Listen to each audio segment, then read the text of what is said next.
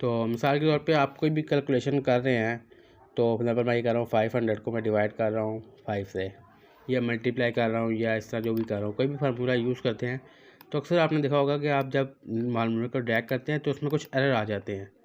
वो ये होता है कि अगर हम 150 को 0 से डिवाइड करें, जो कि मैथ्स के रूल के खिलाफ 0 ही है, तो वो इसको एरर देता है कि ये फार्मूला यहाँ पे गलत है। 150 जो 0 से डिवाइड नहीं हो सकता।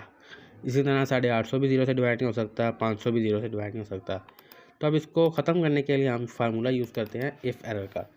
देखिए मैं आपको लगा देता हूँ। तो अगर हमने सेम बस जो हमारी कैलकुलेशन है वही लगाना है, उससे पहले हमने इफ़ एरर का फार्मूला लगाना है और करना है 500 डिवाइडेड बाय 5 और कॉमा लगा के हमने यहाँ पे एक स्टेटमेंट दे देनी है कि अगर सैंपल अब यहाँ पे ये गलत हो जाए तो यहाँ पे ये फॉल्स लिखा आ जाए।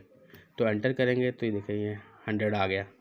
अब जहाँ पे ये गलती होगी वहाँ पे देखिए इसने फॉल्स लिख दिया है, ये भी फॉल्स लिख दिया, ये भी गलत है। आप इसकी जगह चेंज करके कुछ भी लिख सकते हैं। फॉर एग्जाम्पल मैं कहता हूँ यहाँ पे यार जिनको 0 किस्म डिवाइड करने से गलती आ रही वहाँ पे ये 0 ही एंटर कर दे।